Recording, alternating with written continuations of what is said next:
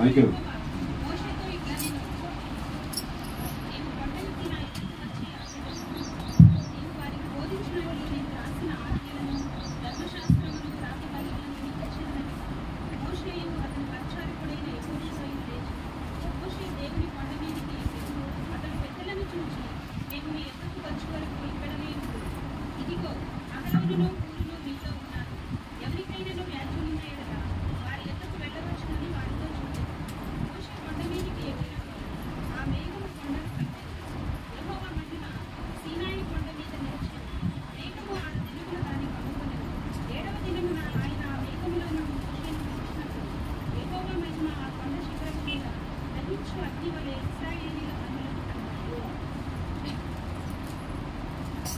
ప్రార్థన చేసుకున్నాం. మహోన్నతుడ కనికరము కలిగిన దేవా, నీకు స్తోత్రము నాయన. మీ కృపలో ఇంతవరకు ఆదరించినందుకు వందనాలు. మీ పరిశుద్ధ లేఖనములలోని ఆశ్చర్యకరమైన సంగతులను మేము ఎరుగునట్లు మా హృదయ నేత్రములను తెరవమని మా ప్రభు అయిన యేసుక్రీస్తు ద్వారా వేడుకొంచుంటున్నాము తండ్రి. ఆమెన్. ఎవరికి ఆమెన్ వస్తలేదు. నేను చెప్పాను ఇంతకుముందు, ఆమెన్ అని అంటే అర్థం ఏంటిది?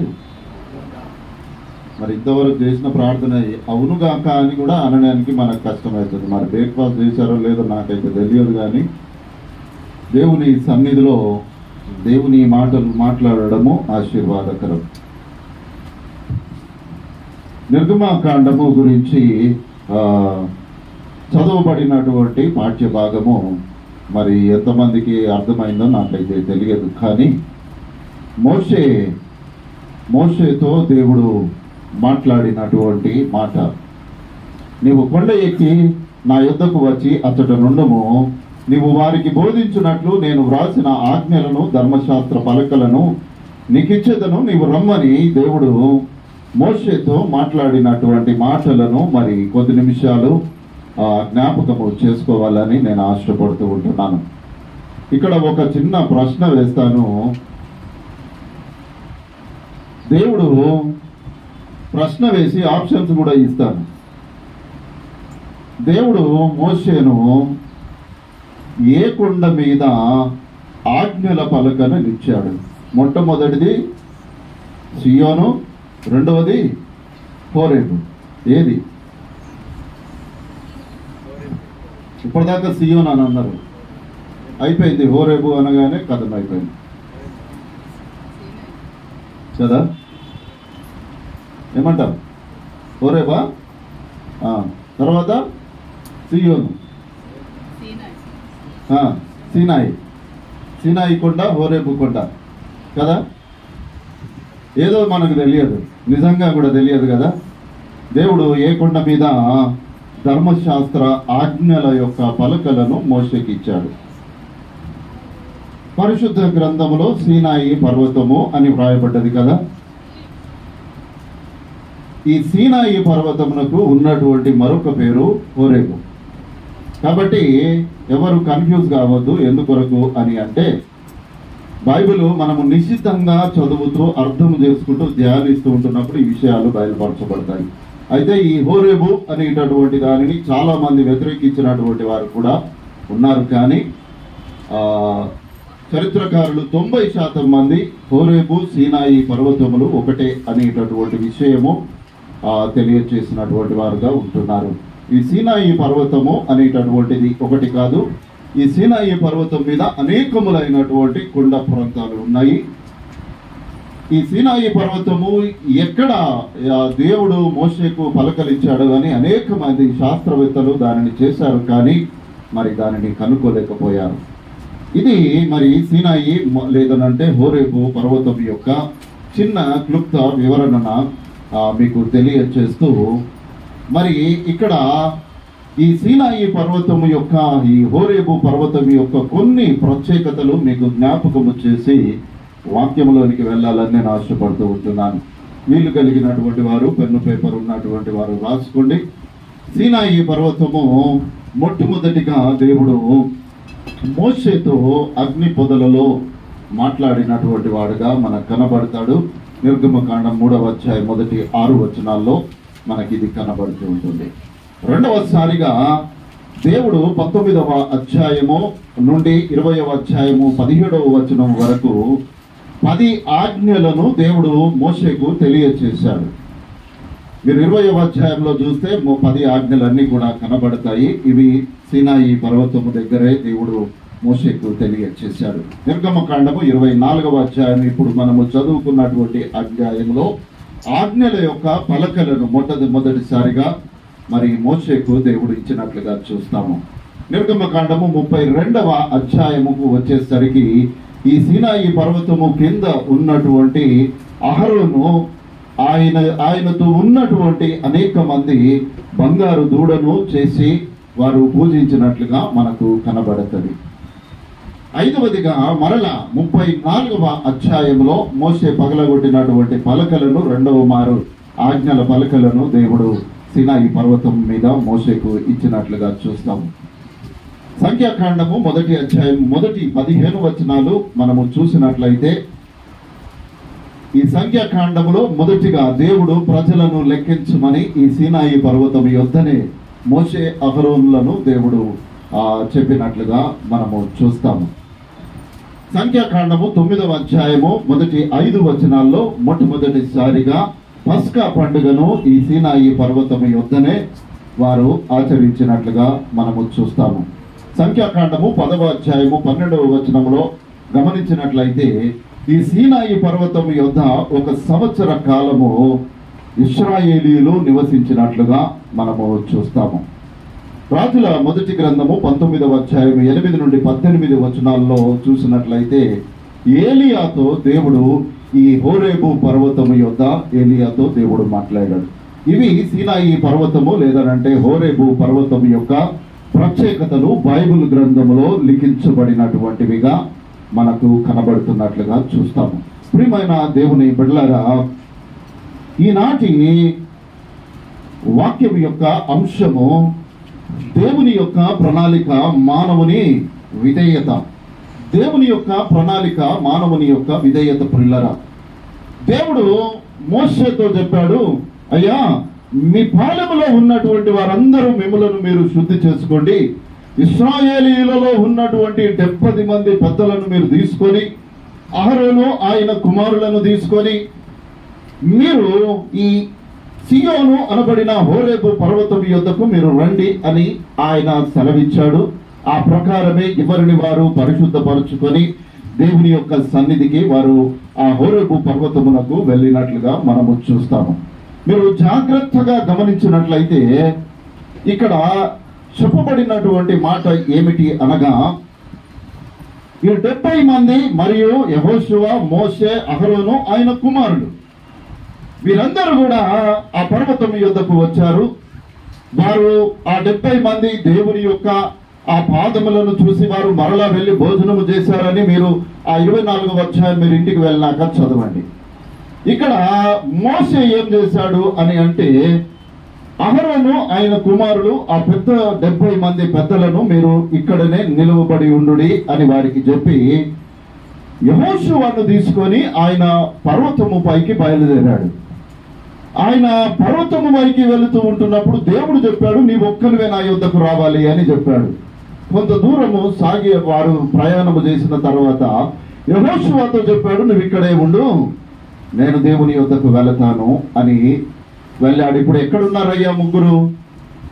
ఒకరు పర్వతము అంచున ఒక గుంపుగా ఉన్నారు, మధ్యలో యెహోషువ ఉన్నాడు, పైన ఎవరున్నారు? మోషే ఉన్నాడు. అర్థమవుతుందా మీకు? జాగ్రత్తగా గమనించండి. ఎందుకోసమనంటే దేవుని యొక్క ప్రణాళిక అద్భుతమైనటువంటి ప్రణాళిక.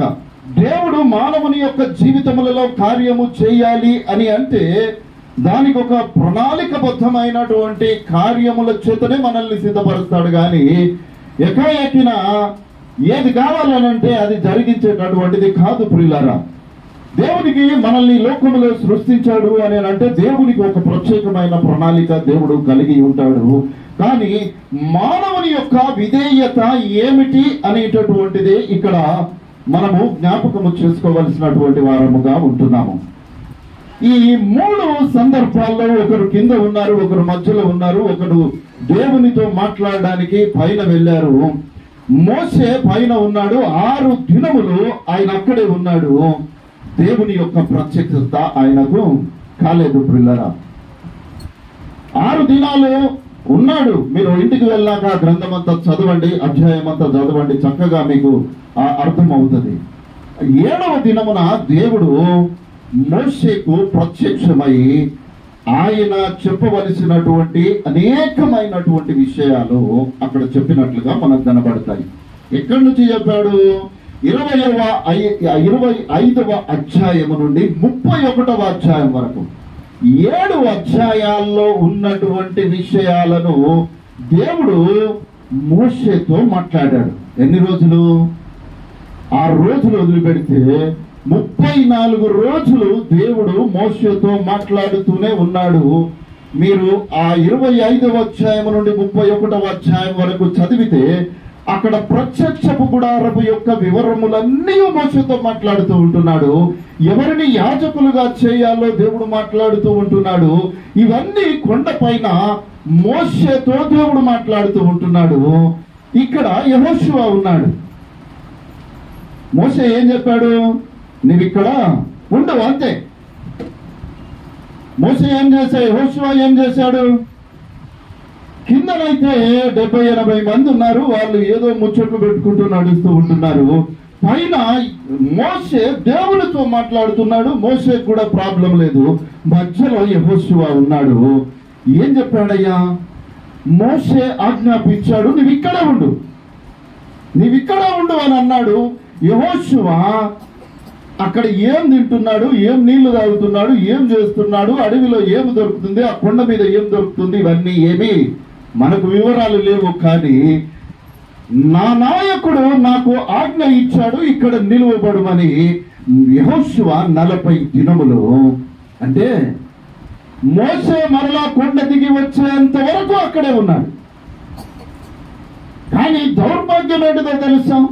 కింద ఉన్నటువంటి అహరోను, ఆయన కుమారులు, ఆయనతో ఉన్నటువంటి 70 మంది ఇశ్రాయేలు పెద్దలు, ఇక 39వ రోజు అవుతుంది. మా యెహోషువ ఎక్కడ పోయాడో తెలియదు, మోషే ఏమైపోయాడో తెలియదు.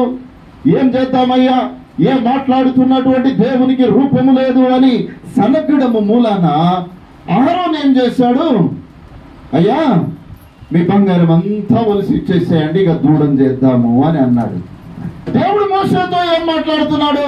అయ్యా, నీ సహోదరుడు అయినటువంటి అహరోను దీనికి ప్రధాన యాజకుడుగా ఉండాలని దేవుడు మోషేతో చెప్తూ ఉంటున్నాడు.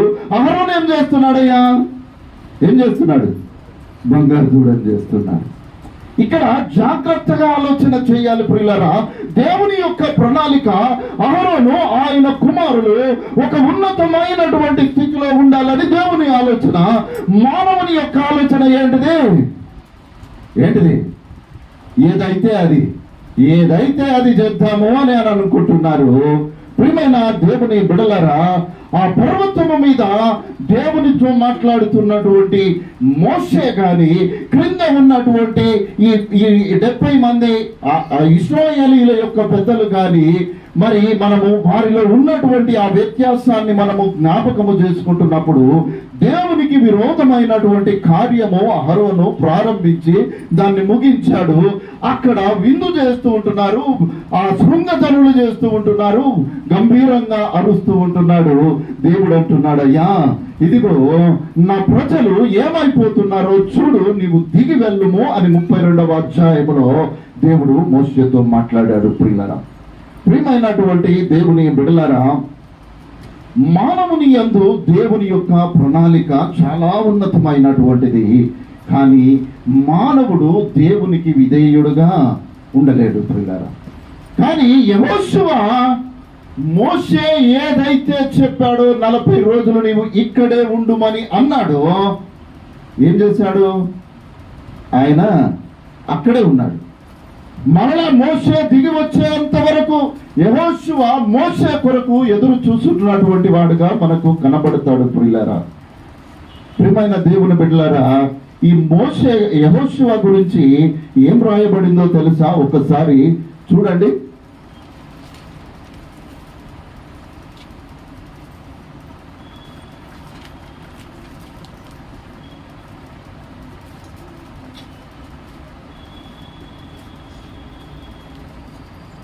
నిర్గమకాండము 33వ అధ్యాయము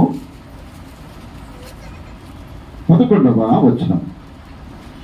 మనుషుడు తన స్నేహితులతో మాట్లాడినట్లు యెహోవా మోషేతో ముఖాముఖిగా మాట్లాడుచుండెను. తరువాత అతడు పాలెంలోనికి తిరిగి వచ్చిచుండెను. అతని పరిచారకుడు నూను కుమారుడైన యెహోషువ అను యవనస్తుడు గుడారము నుండి వెలుపలికి రాలేదు.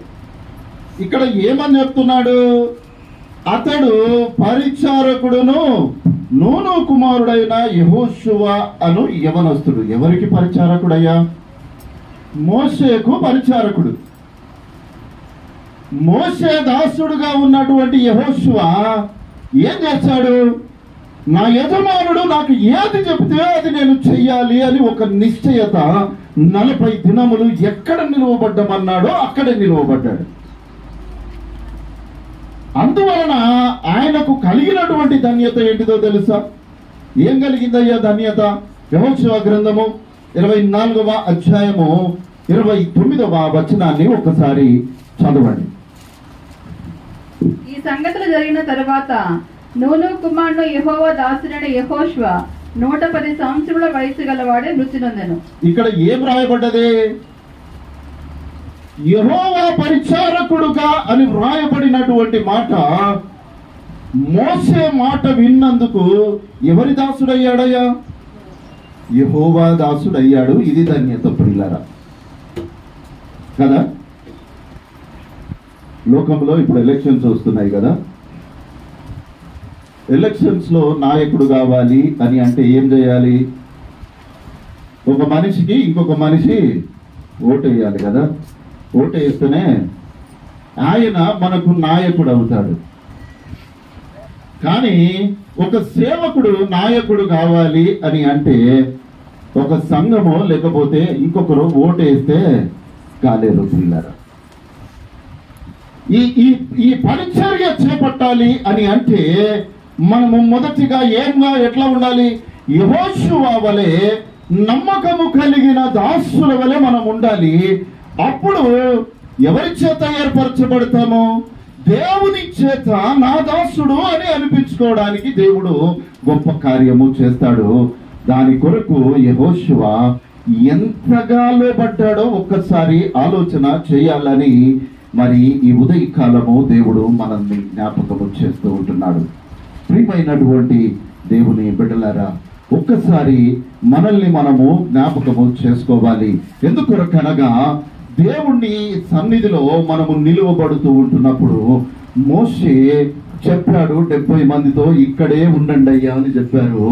వారు అక్కడే ఉన్నారు కానీ దేవుని యొక్క కార్యముల విషయమై ఎదురు చూసిన వారు కారు.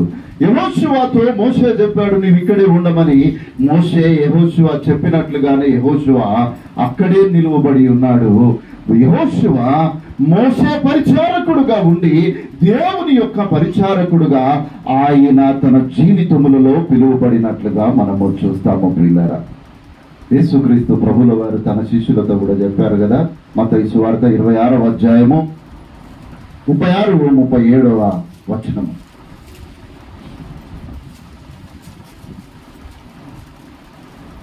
అంతటా యేసు వారితో కూడా గెత్సెమని అనబడిన చోటికి వచ్చి, నేను అక్కడికి వెళ్లి ప్రార్థన చేసి వచ్చే వరకు మీరు ఇక్కడ కూర్చుండని శిష్యులతో చెప్పి పేతురును జెబెదయి 2 కుమారులను వెంట పెట్టుకుని పోయి దుఃఖకోటకును చిత్తాక్రాంతులకును మొదలుపెట్టాడు. ఇక్కడ కూడా ఆయన గెత్సెమని అనేటటువంటి చోటలోకి 12 మంది శిష్యులను తీసుకొని పోయాడు. 11 మందిని, కొంతమంది శిష్యులను ఒక దగ్గర ఉంచాడు. ఇంకొక 3 శిష్యులను తీసుకొని పోయి ఇంకొక దగ్గర ఉంచాడు. ఆయన ఒక దగ్గరికి వెళ్ళాడు. ఆయన చెప్పినటువంటి మాట ఏంటిది? మీరు ఇక్కడే ఉండండి. ఏం చేయమన్నాడు? ఉండి ప్రార్థన చేయమన్నాడు. వారు క్రీస్తు ప్రభువుల వారు చెప్పినట్లు అక్కడే ఉన్నారు కానీ దేవుడు ఏ కార్యమైతే చేయమన్నాడో దాన్ని చేయలేకపోయారు పిల్లరా. మానవుని యొక్క విధేయత ఎంతవరకు ఉంటుంది దేవుని యొక్క ప్రణాళికలో? అసలు దేవుని ప్రణాళికలో నేను ఏమై ఉన్నాను అని ఎప్పుడైనా మనం ఆలోచన చేస్తుంటున్నామా? దేవుడు నన్ను పిలిచాడయ్యా, ఎక్కడో ఉండాల్సినటువంటి అన్యజనులలో ఉండాల్సినటువంటి నన్ను పిలిచి తన ప్రియ కుమారునిగా ప్రియ కుమార్తెగా దేవుడు నన్ను ఏర్పరచుకొని ఉంటుండగా అసలు నన్ను పిలిచినటువంటి దేవుని యొక్క ప్రణాళిక నా విషయమై ఏమై ఉన్నది అని ఎప్పుడైనా మనము ప్రార్థన చేస్తూ ఉంటున్నామా?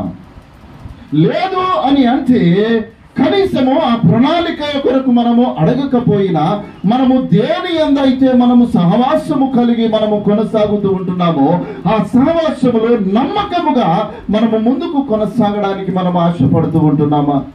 అసలు మన విధేయత ఏమిటి? ప్రియమైనటువంటి దేవుని బిడ్డలారా, యేసుక్రీస్తు ప్రభువుల వారు తానే స్వయంగా మీరు ఇక్కడ ఉండుడయ్యా, ఈ రాత్రి మీరు ఇక్కడ ఉండుడి, ఇదిగో మీరు నా కొరకు ప్రార్థన చేయుడి అని దేవుడు సెలవిస్తూ ఉంటుండగా వారు దేవుని యొక్క ప్రణాళికను మరి దేవుని యొక్క ఆలోచన విధానమును వారు వ్యతిరేకించినటువంటి వారుగా కనబడుతున్నట్లుగా మనము చూస్తూ ఉంటున్నాము. ప్రియమైనటువంటి దేవుని బిడ్డలారా, ఒక్కసారి ఈ ఉదయకాలము మనల్ని మనము పరిశీలన చేసుకోవలసినటువంటి వారముగా ఉన్నాము అనేటటువంటి విషయాన్ని దేవుడు మరి మనకు జ్ఞాపకము చేస్తున్నట్లుగా మనము చూస్తూ ఉంటున్నాము.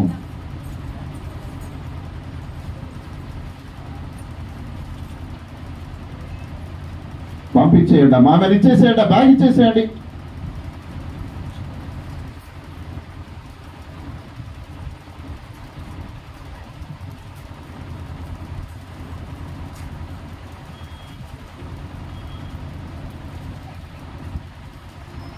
ఎందుకు తిరుగుతున్నారు నాన్న అక్కడికి ఇక్కడికి?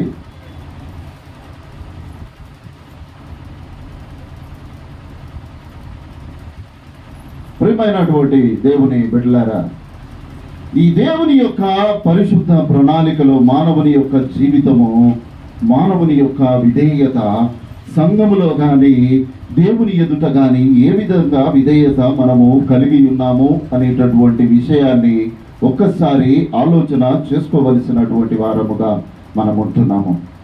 యెహోషువకు కలిగినటువంటి ధన్యత ఎప్పుడైనా మీరు ఆలోచించారా ప్రియులరా? మోషేకు దాసుడుగా ఉన్నాడు. మోషే ఏ చెప్తే ఆ పని చేశాడు. మోషేతో ఉన్నటువంటి యెహోషువ, కాలేబులు కూడా ఒక నమ్మకమైనటువంటి వారు. వారిరువురిలో యెహోషువ దేవుని యొక్క దాసుడుగా పిలువబడ్డాడు. కారణం ఏంటిదో తెలుసా ప్రియులరా? మోషే ప్రార్థన చేసినప్పుడు ఎర్ర సముద్రము ఏమైంది? పాయలుగా చీల్చబడింది. యెహోషువ ఏం చేశాడయ్యా? యోర్దానును విడగొట్టాడు కదా. మోషే ప్రార్థన చేస్తే ఎర్ర సముద్రము విడిపోయింది. మోషే ప్రార్థన చేస్తే యోర్దాను రాశిగా కుప్పగా అక్కడ నిలువబడినట్లుగా చూస్తాం. మోషే ప్రార్థించినప్పుడు ఆకాశము నుండి దేవుడు మన్నాను కురిపించాడు. యెహోషువ ప్రార్థన చేస్తే దేవుడు సూర్య చంద్రులను అక్కడే ఆపేశాడు. ఎందుకో తెలుసా? ఎందుకు చెప్పండి? యెహోషువకి ఎందుకు అంత ధన్యత కలిగింది? ఒక నమ్మకమైనటువంటి వాడుగా ఉన్నాడు. నీవు ఇక్కడ ఉండయ్యా అంటే అక్కడే ఉన్నాడు. అంతేక ఇంకొక మారు మాట లేదు, నేను అక్కడికి పోతాను, నేను ఎందుకు ఉండాలి? 40 దినాలు అసలు మోషే ఏమైపోయాడు? ఆ కింద ఉన్న వాళ్ళు ఏమైపోయారు? నన్ను అక్కడ పెట్టక నన్ను ఇక్కడ ఎందుకు పెట్టారు? నాకు ఈ పని నేనెందుకు చేయాలి? ఆ కార్యమే నేనెందుకు చేయాలి? ఇవన్నీ కాదు. మోషే చెప్పాడు నేను చేయాలి, అంతే. అందుకనే దేవుని యందు మానవుని యొక్క మాటకు లోబడ్డాడు. కాబట్టి దేవుని దృష్టిలో ఆ యెహోషువ ఉన్నతమైన వాడుగా కనిపించాడు. దేవుని ప్రణాళికలో యెహోషువ ప్రార్థన చేసినప్పుడు ఒక దినము సూర్య చంద్రులు ఆగిపోయినటువంటి ఒక గొప్ప సందర్భాన్ని మనము జ్ఞాపకం చేసుకోవలసిన వారముగా మనం ఉంటున్నాము. ప్రియులారా, ప్రియమైనటువంటి దేవుని బిడ్డలారా, మనము మన జీవితములలో మనము ఏ విధంగా దేవునికి మనము లోపడేటటువంటి వారముగా మనము ఉన్నామో ఒక్కసారి మనల్ని మనము పరిశీలన చేసుకోవాలి. ఇదే గుంపులో నుండి దేవునికి లోపడినటువంటి వారు కూడా మనకు ఆ కింద ఉన్నటువంటి గుంపు మనకు కనబడతారు. ప్రియులారా, దేవుని ప్రణాళికలో అహరోను ఆయన కుమారులు దేవుని యాజకులుగా ఉండాలి అని దేవుడు మోషేతో మాట్లాడుతూ ఉంటుండగా అహరోను ఆయన కుమారులు 70 మంది ఇశ్రాయేలు పెద్దలు ఒక బంగారు దూడను చేసుకొని ఆ గంతులు వేస్తూ ఉంటున్నారు. ఎంత దౌర్భాగ్యమైనటువంటి స్థితి ప్రియులారా. ప్రియమైన దేవుని బిడ్డలారా, దేవుడు నిన్ను ఒట్టిగా పిలవలేదు. ఏదో ఆశామాషిగా దేవుడు నిన్ను పిలవలేదు. దేవుని ప్రణాళికలో నీవు ఏదో గొప్ప సాధనమై ఉన్నావు. ఆ సాధనం ఏంటిదో, ఎందుకొరకు దేవుడు నన్ను పిలిచాడో ఆ విషయాన్ని నీవు దేవుణ్ణి అడగడం లేదు. అందుకే దేవుడు నీకు దాన్ని తెలియచేయడం లేదు. ఆదివారం వచ్చిందా, వచ్చామా, కూర్చున్నామా, వెళ్ళిపోయామా, మరలా ఆదివారం వచ్చిందా అనేటటువంటి విధంగా మన జీవితాలను కొనసాగిస్తూ ఉంటున్నాము పిల్లరా. ప్రియమైనటువంటి దేవుని బిడ్డలారా, ప్రియమైన దేవుని బిడ్డలారా, దేవుని ప్రణాళికలో మానవుని యొక్క జీవితము చాలా ఉన్నతమైనటువంటిది. ఆయన లెక్కించలేనటువంటి మహాద్భుతమైనటువంటి కార్యములు మన జీవితములలో సిద్ధపరిచి ఉంటాడు. కానీ దాన్ని పొందుకొనుటకు ఏ విధంగా ఉండాలయ్యా? యెహోషువ వంటి దీన స్థితిని కలిగి మనము ముందుకు కొనసాగవలసినటువంటి వారముగా ఉన్నాము. యేసుక్రీస్తు ప్రభుల వారి గురించి ఏం మాట చెప్పబడింది? ఆయన చిన్నల దయయందును, పెద్దల దయయందును, మనుష్యుల దయయందును, దేవుని దయయందును నేను దేవుణ్ణి ప్రార్థిస్తాను, మనుషులకు లోబడను అని అంటే దేవుని దృష్టిలో, దేవుని ప్రణాళికలో నీవు భాగముగా ఎంచబడవు. కాబట్టి నీవు యెహోషువ వంటి నాయకుడివి కావాలని నీవు ఆశపడుతుంటున్నావా? దేవుని ప్రణాళికలో, దేవుని ప్రణాళిక కొరకు నీవు ఎదురు చూస్తూ దేవుడు నీకు ఇచ్చిన నీ ముందున్నటువంటి కార్యమును నమ్మకముగా చేస్తూ నీవు ముందు పోయినప్పుడు యెహోషువ వంటి కార్యములు, అంతకంటే గొప్ప కార్యములు చేయడానికి దేవుడు నిన్ను సిద్ధపరుస్తాడు. ప్రియులారా, లేవీకాండము 10వ అధ్యాయము 1-2 వచనాలు ఒకసారి చదువుకుందాం. అహరోను కుమారులైన నాదాబు, అబీహులు తమ తమ ధూపార్తులను తీసుకుని వాటిలో నిప్పులుంచి వాటి మీద ధూపద్రవ్యము వేసి యెహోవా తమకు ఆజ్ఞాపింపని వేరొక అగ్నిని ఆయన సన్నిధికి తేగా యెహోవా సన్నిధి నుండి అగ్ని బయలుదేరి వారిని కాల్చివేశాను. వారు యెహోవా సన్నిధి మృతి పొందిరి. ఇక్కడ ఏం చెప్పాను నేను? అహరోను ప్రధాన యాజకుడు. అహరోను తర్వాత ఎవరు ఉండాలి? ఆయన కుమారులైనటువంటి వారు, వీరు ఇక్కడ ఉండాలి. నాదాబు, అబీహులు తర్వాత యాజకులుగా ఉండాలి. వారు యాజకులుగా ఉన్నారు. కానీ అన్య ఆజ్ఞని తీసుకొని వచ్చి దేవుని పరిశుద్ధ దేవుడు ఏదైతే చెప్పలేదో ఆ కార్యమును చేయడానికి వారు తమ హృదయములను ముందుకు తెచ్చుకున్నారు. కాబట్టి అక్కడే వారు మరణించినట్లుగా మనం చూస్తాము. ప్రియులారా, ప్రియమైన దేవుని బిడ్డలారా, ప్రియమైన దేవుని బిడ్డలారా, మనము చేసేటటువంటి కార్యము దేవుని దృష్టికి అంగీకారమైనటువంటిదిగా ఉండాలి. అక్కడ యాజకుడని లేదు, మానవుడని లేదు, రాజు అని లేదు, ఎవరు ఏమీ లేదు. ప్రియులారా, ప్రియమైన దేవుని బిడ్డలారా, ఒక్కసారి ఈ అహరోను కుమారులు యాజకులైనటువంటి వారు ఆ అన్యాజ్ఞ తేవడము మూలన దేవునికి విరోధమైన కార్యము చేత వారు అక్కడే మరణించినట్లుగా మనము చూస్తాము. దేవుడు ఏర్పరచుకున్నటువంటి ఆ బిలాము వంటి ఒక గొప్ప ప్రవక్త, బిలాము దేవుడు ఏర్పరచుకున్నటువంటి ప్రవక్త. సంఖ్యాకాండం 22వ అధ్యాయం 7-8 వచనాల్లో మనం చూసినట్లయితే మోయాబు పెద్దలను, మిద్యాను పెద్దలను సోద సొమ్మును పట్టుకొని ఆ బిలాము యొద్దకు వచ్చి వారు చెప్తున్నటువంటిది, ఇశ్రాయేలు ప్రజలను శపించడానికి నిన్ను బ్రహ్మని అని అంటే, నేనెందుకయ్యా దేవుని చేత ఏర్పరచబడిన వాడను అని అనక, నేను దేవుణ్ణి ప్రార్థన చేస్తాను, ఈ రాత్రి నా పక్కన పడుకోమని చెప్పాను. ఏమైపోయాడయ్యా? పౌలు గారు ఏం రాస్తారు బిలాము గురించి? వ్యభిచారి అయినటువంటి బిలాము వంటి వాడు ఎవడైనా ఉంటాడేమో చూసుకోండి, జాగ్రత్త అని అంటాడు. ఎంత బాధాకరము ప్రియులారా! దేవుని చేత ఏర్పరచబడినటువంటి బిలాము, దేవుని చేత ఏర్పరచబడినటువంటి నాదాబు, అబీహులైనటువంటి యాజకులు దేవునికి లోపడక, దేవుని కార్యముల విషయములలో ఒక నమ్మకత్వము లేక తమ జీవితాలను కోల్పోయినటువంటి వారుగా మనకు కనబడుతూ ఉంటున్నారు. యాకోబు పత్రిక 3వ అధ్యాయము 3వ వచనములో అక్కడ చెప్పబడుతున్న మాట ఒకసారి గట్టిగా చదువుకుందాం. గుర్రములు మనకు లోబడటకే నోటికి కళ్ళెము పెట్టి వాటి శరీరం అంతకి త్రిప్పుదుము కదా. ఏం చేస్తామయ్యా? ఒక గుర్రము బలమైనటువంటిది కదా, గుర్రము చాలా బలమైనటువంటిది ప్రియులారా. మనము ఏ మోటార్ తీసుకున్నా, ఏది తీసుకున్నా ఏం చెప్తారు? హార్స్ పవర్తో లెక్కిస్తారు కదా. గుర్రముకు ఉన్నటువంటి బలం అది.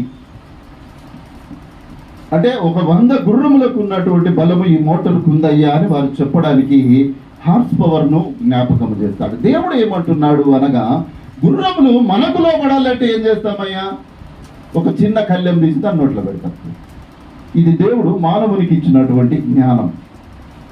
దాని బలాన్ని పరుచుకోవడానికి ఒక కళ్యాన్ని పెడితే అది మనకు లోబడుతూ ఉంటుంది. ఆ విషయము మనకు తెలుసు. కానీ ఏ కళ్యము మన నోట్లో పెడితే మనము దేవునికి మానవులకు లోబడతాము ప్రియులారా. ఏ కళ్యం పెట్టాలి? గుర్రానికంటే ఒక ఇనుప కళ్యం తీసుకొచ్చి నోట్లో పెడితే అది లోబడుతూ ఉంటుంది. మానవునికి ఏం చేయాలి? ఏం చేయాలి చెప్పండి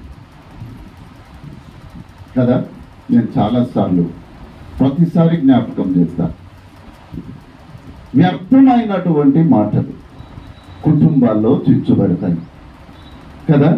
ఇక్కడి మాటలు తీసుకొని పోయి అక్కడ చెప్పడము, వాళ్ళ హృదయాలను కలవరపరచడము, ఆ కలవరపరచబడినటువంటి కుటుంబము దేవుని సన్నిధికి దూరము కావడము. ఇవన్నీ కారణం ఎవరయ్యా? ఎవరు చెప్పండి?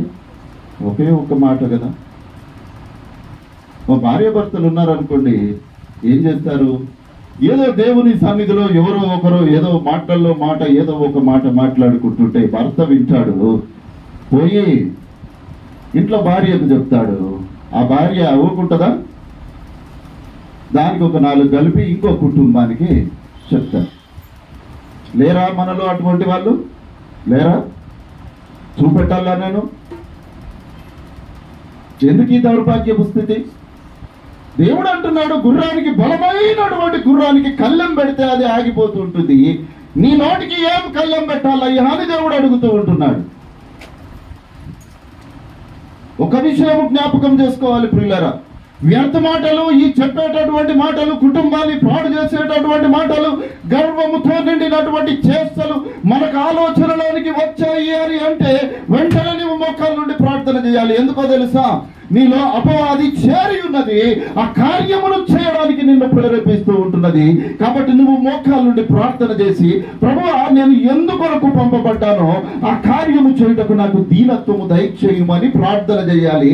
ఆ విధంగా నువ్వు ప్రార్థన చేసావా యెహోషువ వలె గొప్ప నాయకునివి నీవు అవుతావు. లేదు అని అంటే గొప్ప యాజకులుగా ఉన్నటువంటి నాదాబు, అబీబు, బిలాముల వంటి వారుగా నీవు నాశనం అయిపోతావు. ఇది దేవుని లేఖనము మనతో మాట్లాడుతున్నటువంటి మాట. ఏది కోరుకుందాము ప్రియులారా? ఏది కోరుకుందాము? ఇంకానా 10 సంవత్సరాల నుంచి చెప్పుడు మాటలు వద్దయ్యా, ఇక్కడి మాట తీసుకుపోయి అక్కడికి చెప్పకండి, భార్యకు చెప్పకండి, భారతకు చెప్పకండి అని అంటే కూడా ఇంకా అవే మాటలు. ఎక్కడిది ఈ దౌర్భాగ్యము? ఎక్కడ బ్రతుకుతున్నాము మనము? ఏ కళ్ళెము పెడితే మనం ఈ మాటలను మానేస్తాము? మనం బాధాకరము కదా ప్రియులారా. మనము క్రైస్తవులము, దేవుని బిడ్డలము, దేవుని కడపూరం రోగినప్పుడు జీవము గల దేవుని సన్నిధిలో ఉండాల్సినటువంటి వారము.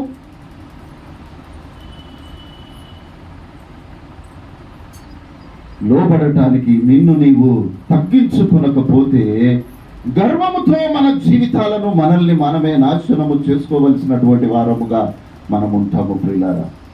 ప్రియమైన దేవుని బిడ్డలారా, ప్రియమైన దేవుని బిడ్డలారా, యెషయా గ్రంథము 30వ అధ్యాయము 1వ వచనము. యెహోవా వాక్కు ఇదే, లోబడని పిల్లలకు శ్రమ, పాపమునకు పాపము కూర్చుకొనున్నట్లుగా వారు నన్ను అడగక ఆలోచన చేయదురు. నా ఆత్మ నియమింపని సంధి చేసుకొని ఏం చేస్తారటయ్యా? నాకు లోబడనటువంటి పిల్లలకు ఏంటిదట? శ్రమ. నాకు లోబడినటువంటి పిల్లలకు శ్రమ. ఏం శ్రమయ్యా? ఏదో ఒక శ్రమ ఉంటది ప్రియులారా. కుటుంబంలో ఏదో బాధ, ఇబ్బంది, ఇరుకు, ఏది ఎందుకు ఎందుకు ఎందుకు అని అనుకుంటాం, కానీ మన నోటిని అదుపులో పెట్టుకోవడానికి మనం ప్రయత్నము చేయము. ఈ ఇరుకు ఇబ్బందుల నుండి మనము బయటపడడానికి దేవునితో సహవాసము చెయ్యము. కానీ మానవులతో బంగారు దూడను చేయడానికి చలో ఎప్పటికంటే అక్కడికి రైట్ పోదాము అని పనులెత్తుతూ ఉంటాము. ఇదే మనకు ఇబ్బంది కలిగించేటటువంటి విషయము ప్రియులారా. అందుకోసమే దేవుడు అంటున్నాడు, వారు పాపమును కూర్చుకొనున్నట్లుగా ఏం చేస్తారట? నన్ను అడగడం లేదయ్యా. ప్రభువా నేను పోవాలా? ప్రభువా నేను అక్కడికి వెళ్ళాలా వద్దా? ఈ కార్యము చేయాలా వద్దా? ఇదిగో ఇక్కడికి బయలుదేరుతున్నాను, నేను వెళ్ళాలా వద్దా అని ఎప్పుడైనా మనం అడుగుతూ ఉంటున్నామా? మీరు అడగక్కనే నా ఆత్మ ఏదైతే నాకు మీకు తెలియచేయదో ఆ కార్యములను మీరు చేస్తున్నారు. కాబట్టి నాదాబు, అబీహు ఆ మందిరములోనే చచ్చిపోయారు. గొప్ప ప్రవక్తగా ఎంచబడినటువంటి బిలాము కూడా ఒక దరిద్రుడుగా దేవుని ఎదుట మిగిలిపోయినట్లుగా చూస్తాము ప్రియులారా. అదే మోషే మాటకు లోబడినటువంటి యెహోషువ దేవుని యొక్క అతి గొప్ప కార్యములు, ఒక సృష్టిలో ఉన్నటువంటి దేవుడు నియమించినటువంటి సూర్య చంద్రులు ఈ లోకములో మానవుడు ప్రార్థన చేస్తే దేవుడు వాటిని ఆపజేంత గొప్ప శక్తి యెహోషువకు దేవుడు కలుగజేసినట్లుగా మనము చూస్తూ ఉంటున్నాము. ఏ విధంగా ఉన్నాము ప్రియులారా? మనం ఏ విధంగా ఉన్నాము? ఇంకా మన నోటికి కళ్ళెం పెట్టుకోలేమా? ఇంకా నోటికి కళ్ళెం పెట్టుకోలేమా? దేవుని సన్నిధిలో ప్రార్థన చేయడానికి మాత్రము కళ్ళెం ఉంటది, కానీ నోటి మాటల చేత ఎదుటి వారిని బాధపరచడానికి, ఒప్పించడానికి మాత్రము మన నోటికి కళ్ళెములు పెట్టుకోలేము. బలమైనటువంటి గుర్రము కూడా ఒక చిన్న కళ్ళెముతో అది ఆపి చేయబడుతుంది. కానీ మానవుడు, దేవుడు సర్వము సృష్టించి జ్ఞానిగా దేవుడు నియమించినటువంటి మానవుడు మాత్రము దేవుని కార్యములకు, దేవునికి, మానవులకు, పెద్దలకు లోబడినటువంటి స్థితిని మనము ఇక్కడ గమనిస్తూ ఉంటున్నాము. అపోస్తలుడైన పౌలు రోమా సంఘానికి వ్రాస్తూ 6వ అధ్యాయం 16వ వచనములో అంటాడు, లోబడుటకు దేనిని మిమ్మును మీరు దాసులుగా అప్పగించుకుందరో అది చావు నిమిత్తము పాపమునకే గాని దేనికి మీరు లోబడుతురో దానికే ఏమైతారు? మీరు దాసులైపోతారు. దేనికి అప్పగించుకుంటున్నాము? చెప్పుడు మాటలకు చేస్తున్నావా? నువ్వు దానికే దాసులవు, నీవు పాపములోనే జీవిస్తావు. ఇక నీలో గర్వము వచ్చి గర్వపు మాటలు మాట్లాడుతున్నావా? నీవు దానికే దాసులవుగా ఉంటావు. దేవుడు ఒక సమయమున తీసుకుపోయి కొండ శిఖరమున నిన్ను నిలువబెడతాడు. అక్కడ రక్షించువాడు ఇక ఎవడు ఉండడు. ప్రియులారా, దేనికి మనల్ని మనము అప్పగించుకుంటున్నాము? దేనికి అప్పగించుకుంటున్నాము ప్రియులారా?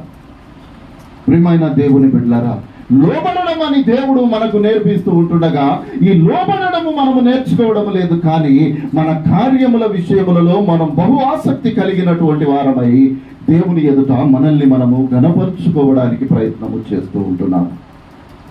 సామెతల గ్రంథకర్త చెప్తాడు, చదవండి అమ్మా, 10వ అధ్యాయము 17వ వచనము.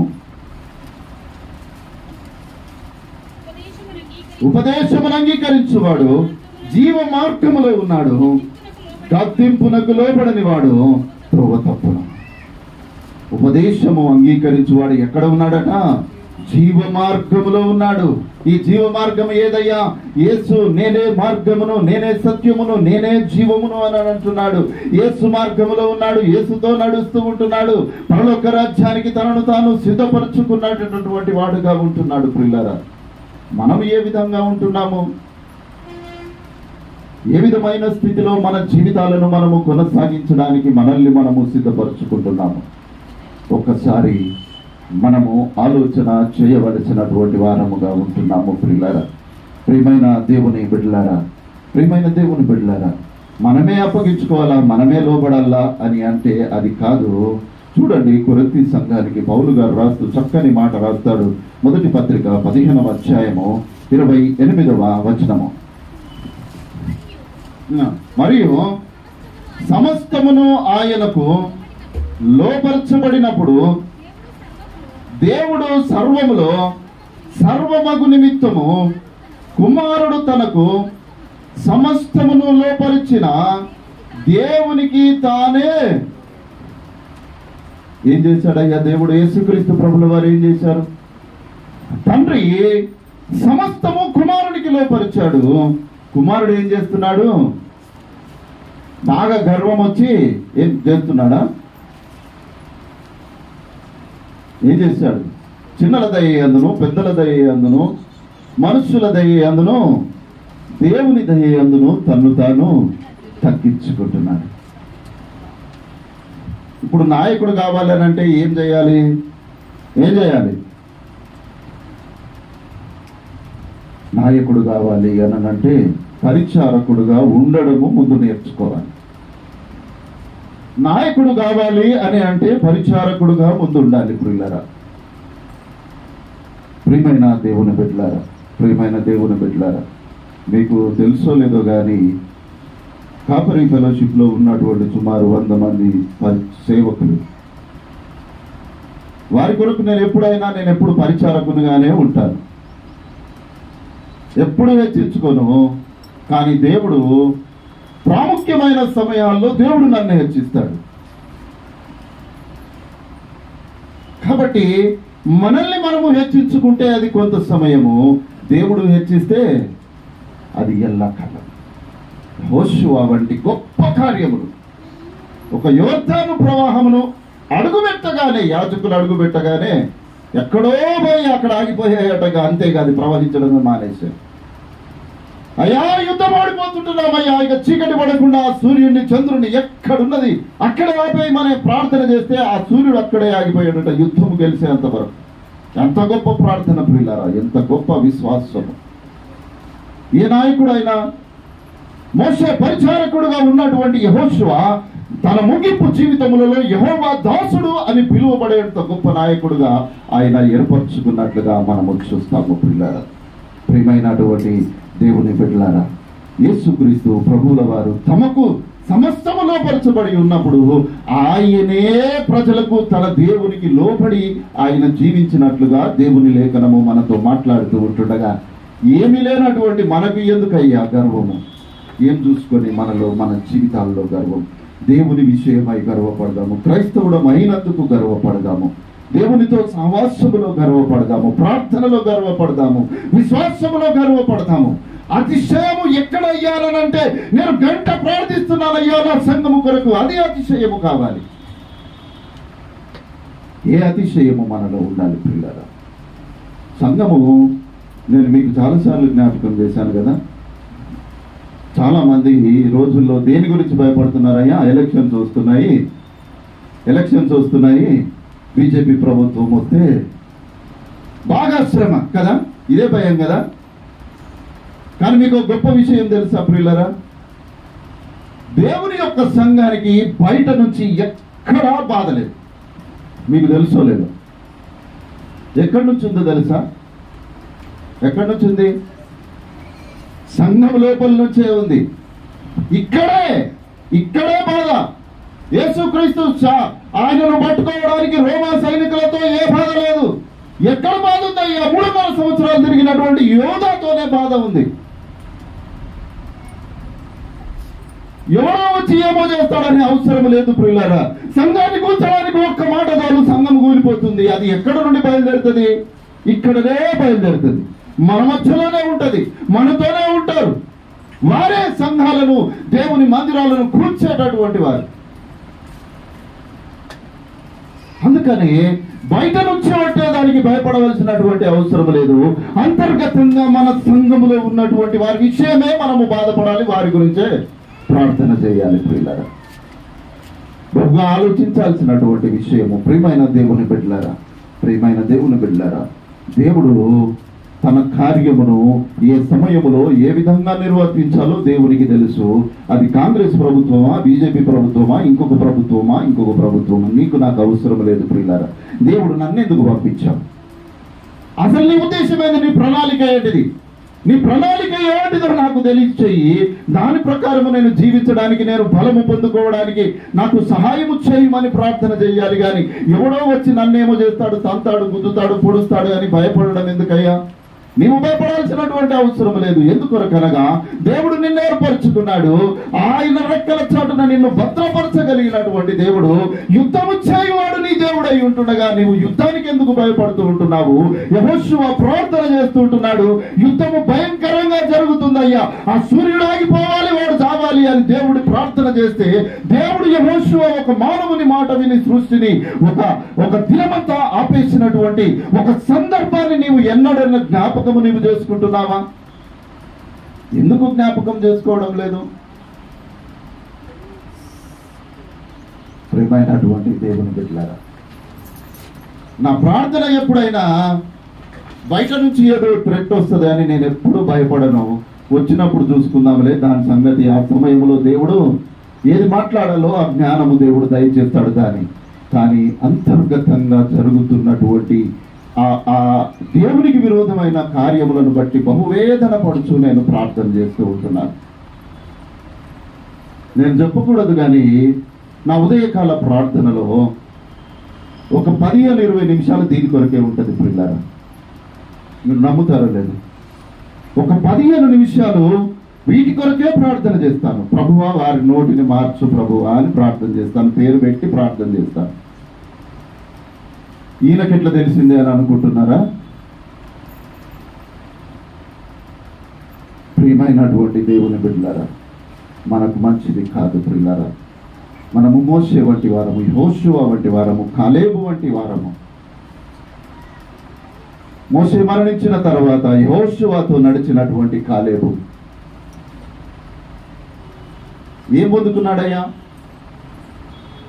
ఆ స్వాస్థ్యములో అద్భుతమైనటువంటి హెబ్రోను పొందినటువంటి ఆ స్వాస్థ్యము కాలేబు పొందుకున్నాడు. ఇంకా బాధాకరమైన విషయం ఏందో తెలుసా? కింద 70 మంది ఉన్నారు, 80 మంది ఉన్నారు, మధ్యలో యెహోషువ ఉన్నాడు. యెహోషువ గొప్పవాడయ్యాడు. దేవుడు అహరోను గురించి ఒక ప్రణాళిక కలిగి ఉన్నారు. 2 కుమారులు చచ్చిపోయారు. మోషే దేవుడితో మాట్లాడుతూ ఉంటున్నాడు. ఏమొచ్చిందయ్యా? కోపం వచ్చింది. మాట్లాడమంటే కొట్టాడు. దేవుడు ఏం చేశాడు? నీవు అవసరం లేదు, నువ్వు అక్కడే ఉండు నాయనా,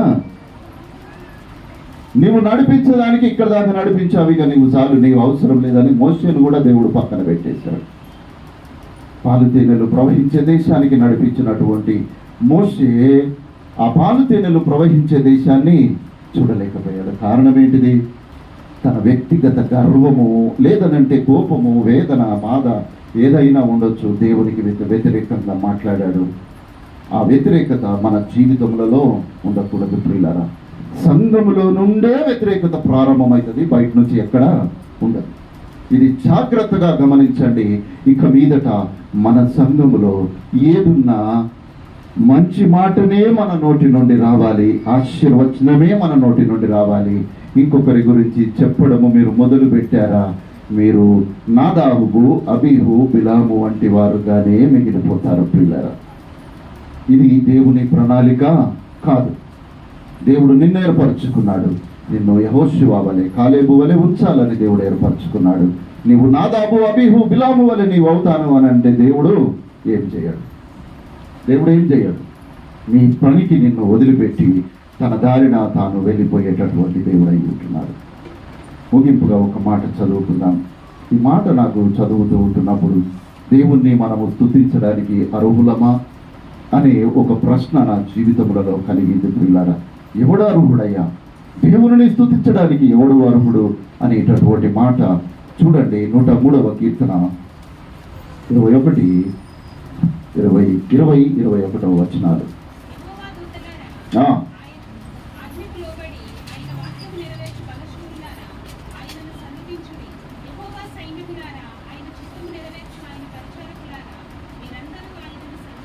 ఎవరు సన్నతించాలి, ఎవరు స్తుతించాలో దేవుడు సెలవిస్తున్నాడు. ఎవరు స్తుతించాలట? ఆయన ఆజ్ఞకు లోబడి ఉండేటటువంటి వారు ఆయనను స్తుతించండి అని అంటున్నారు. ఎంతమంది ఆయన ఆజ్ఞకు ఈ ఉదయకాలము లోబడుతూ ఉంటున్నారు? యెహోవా దూతలారా, ఆయన ఆజ్ఞకు లోబడు, ఆయన వాక్యము నెరవేర్చు బలాశూరులారా, ఆయనను సన్నుతించుడి. ఆయన చిత్తము నెరవేర్చు ఆయన పరిచారకులారా, మీరందరూ ఆయనను స్తుతించండి. మనము దేవుని స్తుతించడానికి ఈరోజు మనము అర్హులమా అని ఒక్కసారి ప్రశ్నించుకొని ముందుకు కొనసాగవలసినటువంటి వారముగా మనం ఉంటున్నాము. దేవుని ఆజ్ఞకు లోబడక మనము నేను దేవుని స్తుతిస్తాను అని అంటే దేవుడు వినేటటువంటి దేవుడు కాదు ప్రియులారా. కాబట్టి మనము మన సంఘము ఒక ఏకత్వము పొందుకొని ఆయన శరీరములో ఉన్నటువంటి ఆ ఏకత్వములోని అనుభవములోనికి మనము కూడా వెళ్ళి కడబూరం రోగినప్పుడు ఆ దేవుని సన్నిధిలో మనమందరము కనబడాలి అని దేవుడు ఆశపడుతూ ఉంటున్నాడు. అటువంటి గొప్ప కృప దేవుడు ఈ ఉదయకాలము మనందరికీ దయచేయునుగాక. ఆమేన్.